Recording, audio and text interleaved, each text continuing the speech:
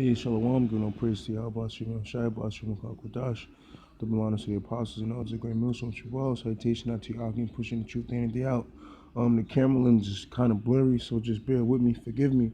And, just to show how idiotic the masses of the people are, they have no idea in that which they are celebrating today. And I just put in the origins of Easter, and this is how easy it is to just do the research, man, and just look up what you're, putting your kids into, so on and so forth. Origins of Easter. The origin of Easter, a holiday associated with the observance of the resurrection of Yahushua Mashiach, is the, I don't like saying Jesus Christ. Okay, now here's the point: is actually based on an ancient pagan celebration. Christians recognize this day as commemorating the culminating event of their faith. Like so many other Christian holidays, Easter has become commercialized and mixed with non-Christian traditions like the Easter Bunny, Easter parades, and hunting for Easter eggs. How did this happen? Okay, so Easter has nothing to do with the Bible, but you people celebrate it. Idiotic, and you people are idiots. The origin of Easter, its pagan roots. The origin of Easter dates back to ancient times, not long after the global flood recorded in Genesis 6:9 of the Bible. Nimrod, grandson of Noah, had turned from following his grandfather's God and following Yahweh Shem Shai, or Alashaja, and had become a tyrannical ruler. Bear with me.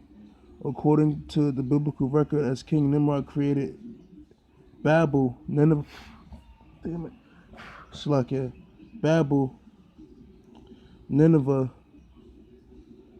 Ashur, Kala, and other cities, all known for lifestyles that promoted unspeakable evil. Fucking, fucking fly just appeared out of nowhere, man. As I'm doing this, okay. Where were we? Shell almost went into my nostrils. Salakia. Unspeakable evil and perversion. When Nimrod died, his wife, Queen Semiramis, defied him as the sun god or life giver.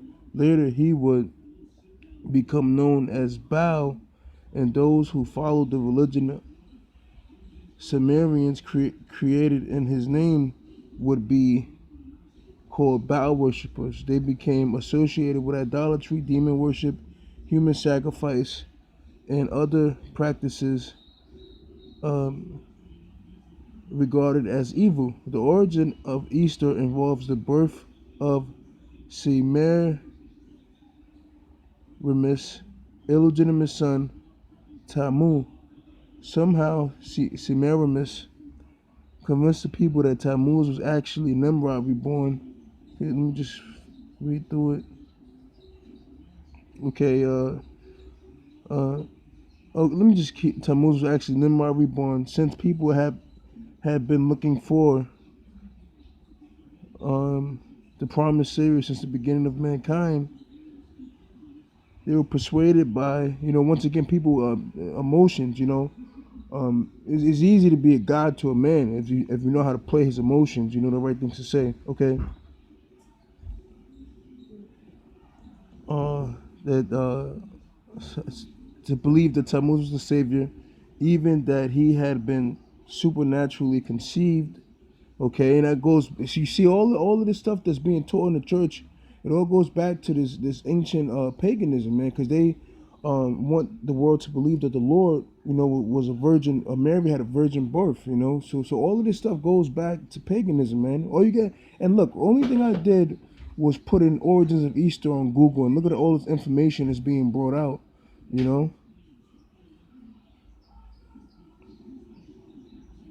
Supernaturally conceived. Before long, in addition to worshiping Tammuz or Nimrod reborn, the people also worshipped Semiramis herself as the goddess of fertility. In other cultures, she has been called Ishtar, and yes, Easter. Okay? The origin of Easter goes back to the springtime ritual instituted by